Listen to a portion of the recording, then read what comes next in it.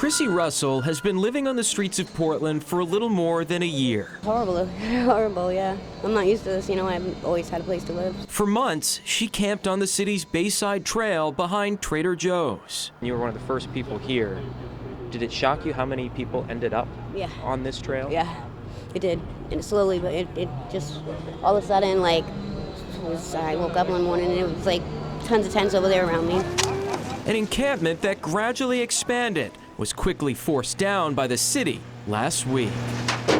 It's a lot harder to see this right here, people's stuff getting tossed. The city blaming a rise in crime, violence, and drug use, eventually labeling it an issue for public health and safety. Shelters are at capacity. There's nowhere for people to stay, so it turns into campsites. Major Jason King heads up the Portland Police Patrol Division, which at the Bayside Trail alone saw a 280% increase in calls for service, from 39 in 2022 to 150 this April, which included crimes like weapons possession, a stabbing, and indecent exposure. It just puts a strain on resources.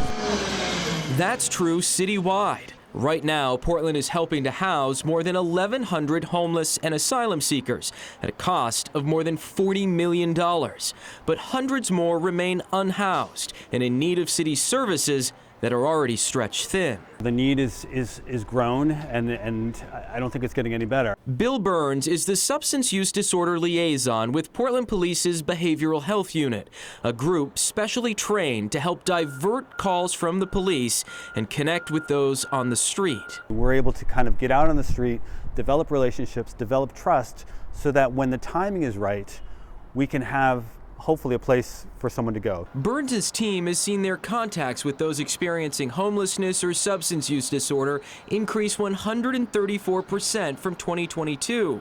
That's an average of 4 new people in crisis reaching out for help each day. Calls that would have fallen on an already understaffed department. One person that we got connected, his calls for service went down 84%. Another guy had 11 calls for service in October. In April, he had 0. Right? You can impact these situations, but you have to have the right mix of services. Homelessness is bad for everybody. Steve Berg with the National Alliance to End Homelessness says their research shows Maine has seen a 165% increase in its unsheltered homeless population since 2007.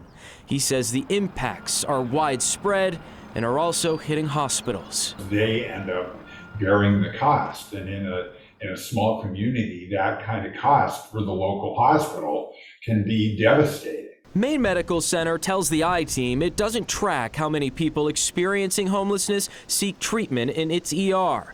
But across the country, experts say those visits are rising. As a city and as a state that continues to see its homeless population grow, what is the solution here? Well, I think the solution is actually pretty well established. If you instead spend money on getting people housed, getting people who can come to their homes and help them with in-home supportive services and with mental health treatment, that can save money in other ways. Savings that could help save lives and bring stability for people like Chrissy Russel, who says she doesn't know where to go from here. It's overwhelming. I'm kind of glad to be leaving.